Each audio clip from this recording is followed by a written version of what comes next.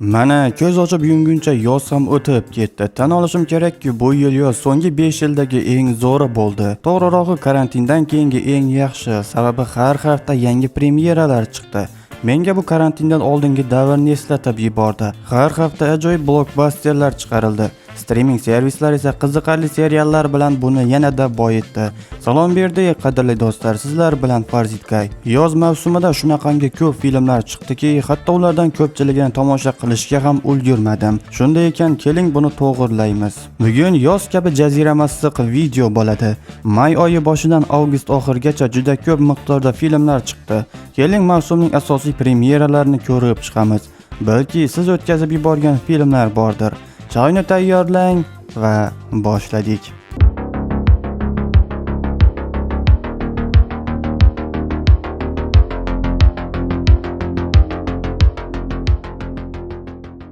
Dastlab dvigatelga turtkina Minecraft filmi berdi.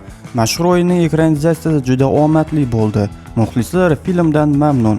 Minecraft bu yil deyarli $1 million yiqqan kam sonli filmlardan biri bo'ldi. Butun dunyo bo'ylab film $957 million yig'di. Byudjet esa $150 million. Undan keyin Momaqaldiroqlar filmi. Film yaxshi chiqqan bo'lsa-da, kassada yaxshi natija ko'rsata olmadi.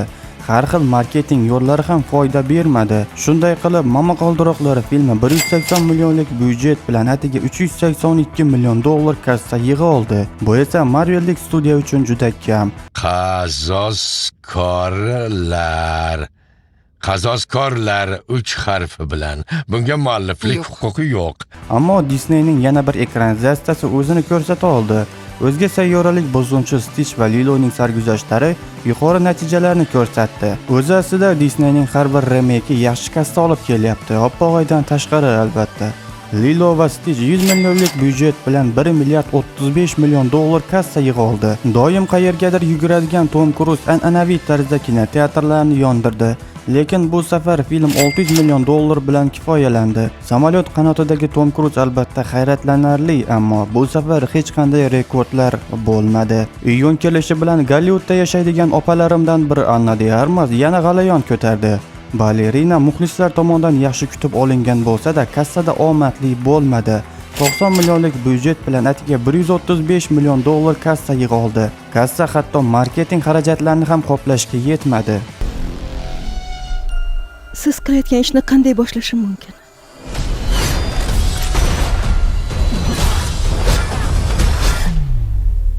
Allaqachon buni boshlagansan. DreamWorks'ning ishi bu borada yaxshi. Disneyning raqobatchisi ham multfilmini ekranizatsiya qildi. $150 million byudjet bilan film $630 million yig'di. Bu esa DreamWorks uchun yaxshi natija. Ular yuzlab odamlarimizni o'ldirgan. Biz esa minglab qirdik ularni. Blockbusterlardan charchaganlar uchun Materialistlar filmini tavsiya qilaman. Esingizdami, oldin New Yorkda qanaqangi romantik filmlar suratga olishardi. Materialistlar filmi voqealari zamonaviy New Yorkda sodir bo'ladi. Bosh rollarda hammaga tanish bo'lgan Chris Evans, Pedro Pascal va Dakota Jones. Tasodifmi yoki yo'q, Mr. Fantastic va Kapitan Amerika o'rgimchak xonimni yoqtirib qolishadi va asosiy syujet bu uchlik atrofida aylanadi. Danny Boylening 28 yildan so'ng filmi ham yaxshi kassa bilan yakunlandi. 60 millionlik byudjet bilan film $150 million kassa yig'a oldi. Keyingi yil 16 yanvarda esa filmning davomi chiqadi.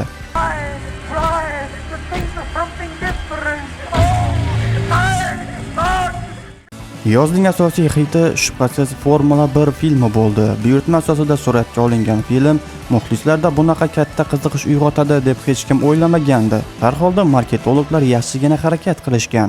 Bizda ham poygaga bo'lgan qiziqishlar ortdi. Qariya Brad Pitt navqiron yigitlardek poyga yo'llarni zabt etdi. Qiziqarli fakt sifatida tryuklarning katta qismini Brad Pittning o'zi bajargan. Mashinani o'zi haydagan, maxsus poyga kurslariga qatnab Formula 1 avtomobilni boshqarishni o'rgangan. 200 millionlik byudjet bilan film $613 million ishlab oldi. Senchi? Men yana million marta poygalarda yutaman. Bu kubok esa seniki. Biz uddaladik. Biz uddaladik. Iyulda esa estafetani Gollivudlik yana bir opam Scarlett Johansson davom ettirdi. Yura davri qayta tug'ilish odamlarda dinozavrlarga bo'lgan qiziqish hamon borligini ko'rsatdi. Ulkan dinozavrlarning o'ziga xos jozibasi bor. Yumshoqqina reboot bo'lishiga qaramay, film beqiyos Scarlett Johansson bilan deyarli milliard kassa yig'di. Yigitlar, tezlashsak bo'larmidi? Qochdik. Marvel uchun bu yil yaxshi bo'lmadi. Yo'q, filmlar juda yaxshi, lekin kassaga kelganda pasayish kuzatildi. Bu esa odamlarda super qahramonli filmlarga bo'lgan charchoqning belgisi. Oldin Marvel va DC filmlari osongina milliard yig'ib qo'yardi. Hozir esa studiya ozgina kassa bilan ham xursand bo'lyapti. Balki bu yaxshilikkadir. So'nggi yillarda filmlar kassada milliard yig'di, lekin yildan yilga sifatni yo'qotdi. Momaqaldiroqlar va fantastik to'rtlikning kassa natijalari hozirdanoq Kevin Feigeni xavotirlantirmoqda. Shuning uchun keyingi filmlarga yaxshiroq yondashish kerak. Fantastik to'rtlik 200 millionlik byudjet bilan 508 million dollar kassa yig'i oldi. Bu esa Marvel uchun 2021-yildan beri eng kam ko'rsatkich. DC'ning esa bu borada ishlari yaxshi, kreativ va yangi Superman ancha yaxshi chiqdi.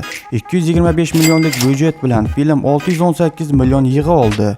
Umuman olganda Superman DC'ning so'nggi yillardagi birinchi omadli filmi. Flash, Shazam 2, Aquaman 2 bularning barchasi omadsizlikka uchradi. Menimcha odamlarga yangi charoq narsa kerak, shuning uchun yangi Superman ko'pchilikka yoqdi. Aftidan Superman bu yilning eng kassobob super qahramonli filmi bo'lib qoladi.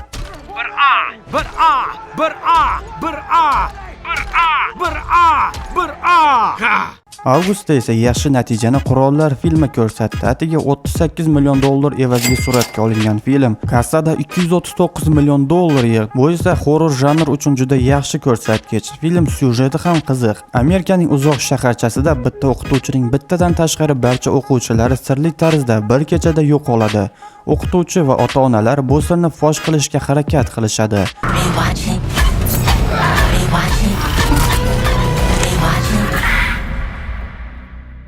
Hatto komediya ham hali o'lmaganini ko'rsatdi.